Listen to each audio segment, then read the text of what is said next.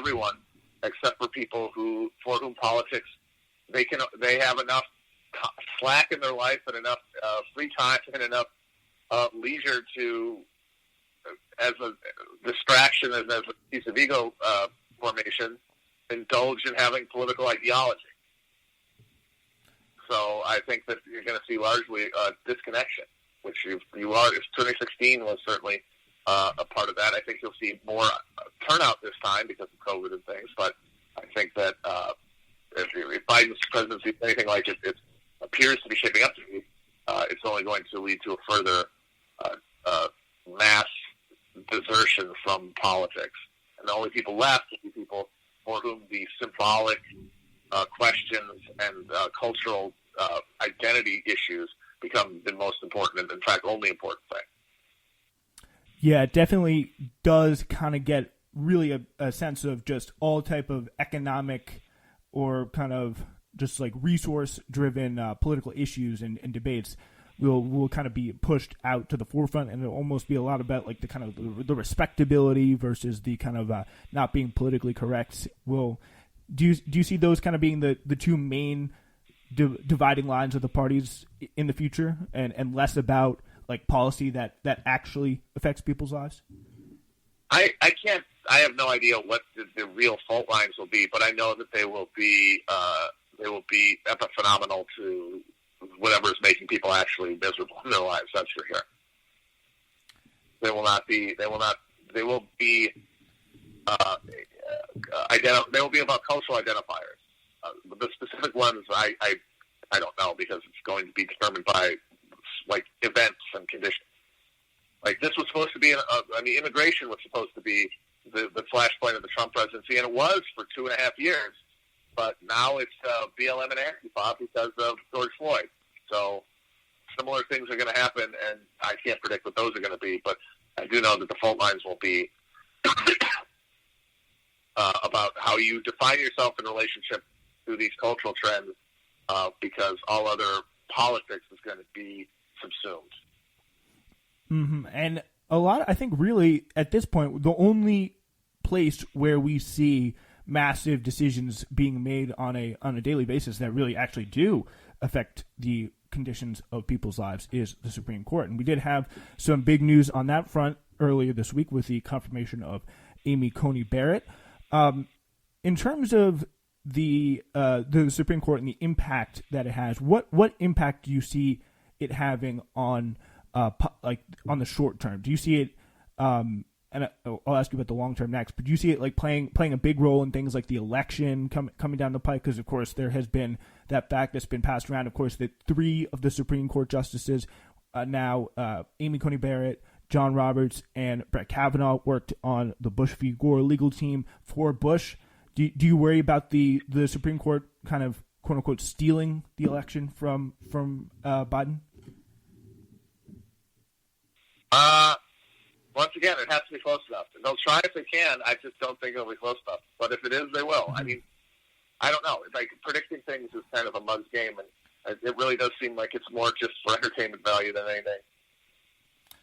Yeah, and in terms of the long-term impact of the Supreme Court, obviously we know it's going to have such a big deal and such a huge effect and impact on the policies that shape Americans' lives. What reform do you think should be pushed for, kind of from the left, in terms of making the Supreme Court more equitable, or fixing it, or whatever the word you want to use, or is it past? Is it just to the point of no return? I mean, the left doesn't really have anything that they can do in the near term. I mean, the Democratic Party has defeated them, and they have no influence within it. So they're not going to be able to pursue any policies regarding the Supreme Court in the near term. I do think any kind of burgeoning political challenge to the current system should involve a wholesale challenge to the constitutional order as such, which of course would include the Supreme Court. And does that come in the shape of like a packing the Supreme Court, or limits to the powers and maybe term limits on the Supreme Court? Well, term limits would be if your classic like liberal compromise reform. and if that might get pursued as some sort of stop in a few years if the Supreme Court is proving itself to be completely an obstacle to anything, and there's like a popular that there's a popular commitment to. But the main question, the main things you could do the Supreme Court, of course, you could beyond like just term limits, which just really changes the future calculus around appointments. It doesn't really change the reality of the 6-3 majority. Is obviously increasing the size of it, reducing its veto point power, like reducing its Marbury versus Madison self-imposed ability to simply strike legislation, or to abolish it completely. And as I said, the constitutional order as such is an impediment to any kind of democratic governance in this country. A movement that is challenging this system should challenge all of it, and I don't see what's salvageable about the Supreme Court as such, or why it should be maintained as it is. So, we're not going to. That's not going to happen because we don't have a left in this country. But certainly, what I would like to see happen. Yeah. I definitely see something. Maybe, if it really becomes a problem, maybe Biden and Chuck will try and make some sort of change in that. Do you think people, in terms of the threat that it poses to people's lives, do you think people realize how much of a big deal the Supreme Court is? Well, they talk about it enough. People have some sort of idea of what it is, but I guess I don't know what you mean. What do you mean? I guess do people take the threat? Do people realize how bad? Well, I guess I don't know the threat. It's already happened. We're already the Supreme Court already exists to prevent any real change from occurring, but we also don't have a system that can produce real change to be struck down by the Supreme Court. Yeah, I guess that is true. It's not like the Supreme Court will be able to stand in the way of anything that is really kind of a threat, because there just won't be too much coming. And of course, we do assume that Biden will be leading the charge for the next 4 years. And what do you see kind of the policy coming out? What can we expect from a Biden administration? Will it be kind of more comparable to Obama, or will it be something that we haven't really seen? It's a new front entirely. Probably some sort of bill to make voting easier, because that helps the Democrats and maintains their vote share, which is something they actually care about.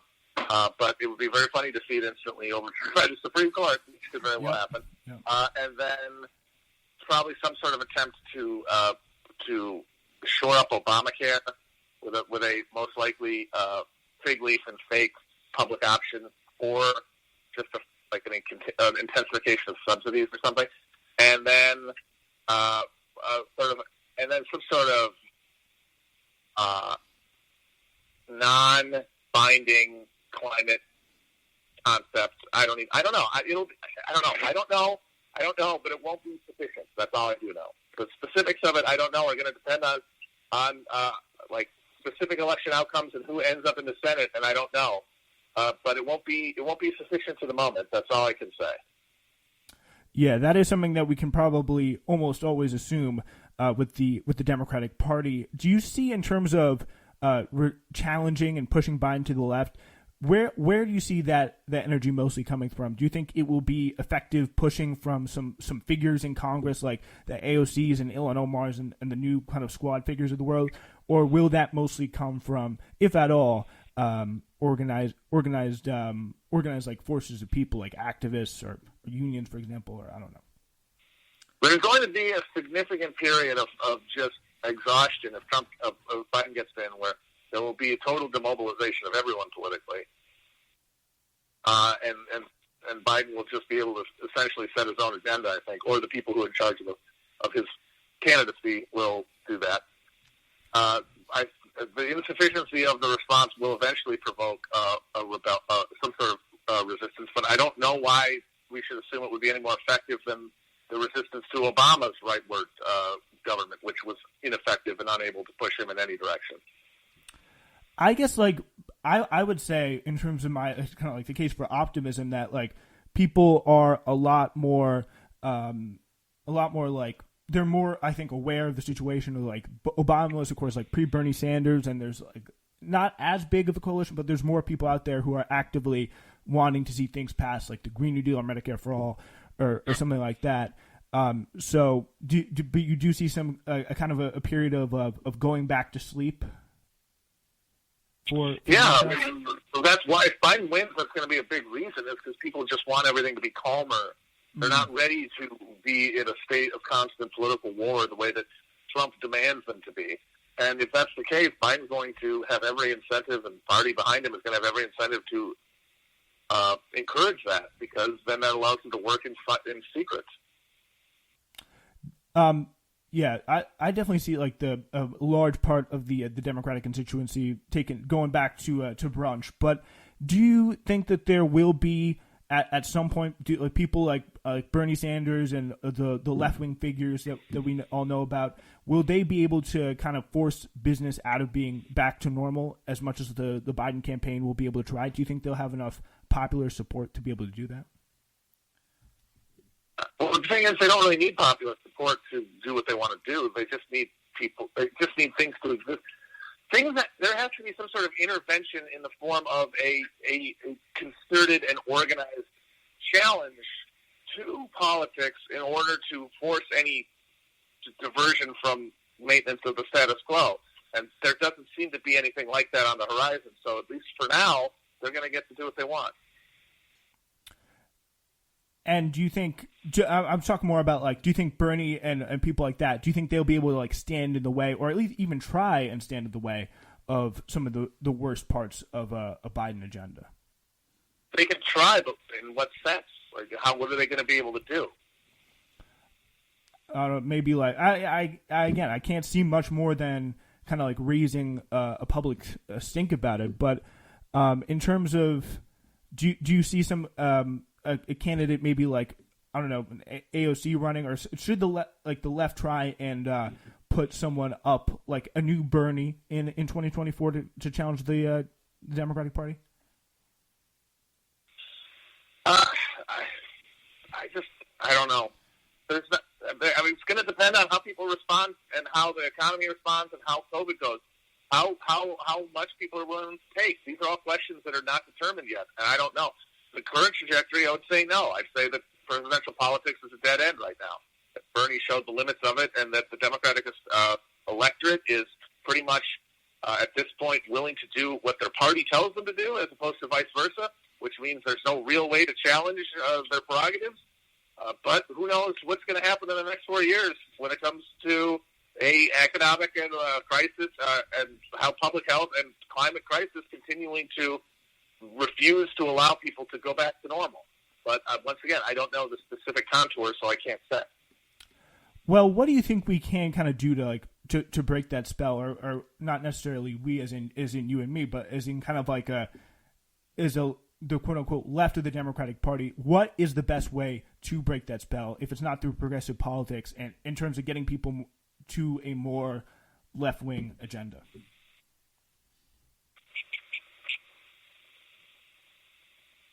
It's not going to come from the political class. It's not going to come from culture. It's going to have to come from people. And the question that's going to have to be answered is, do we have the social capacity to organize horizontally as opposed to responding to a culture that is never going to crystallize around any opposition to the status quo, because it is the status quo and it exists to reify the status quo? Do we have the social durability to organize ourselves? And I don't know. And what in terms of organizing horizontally, what does that look like? I don't know. I mean, labor has traditionally been the thing that has done it, but we have a prostrate labor movement in this country. There's been some bright spots and some rise in some militancy in some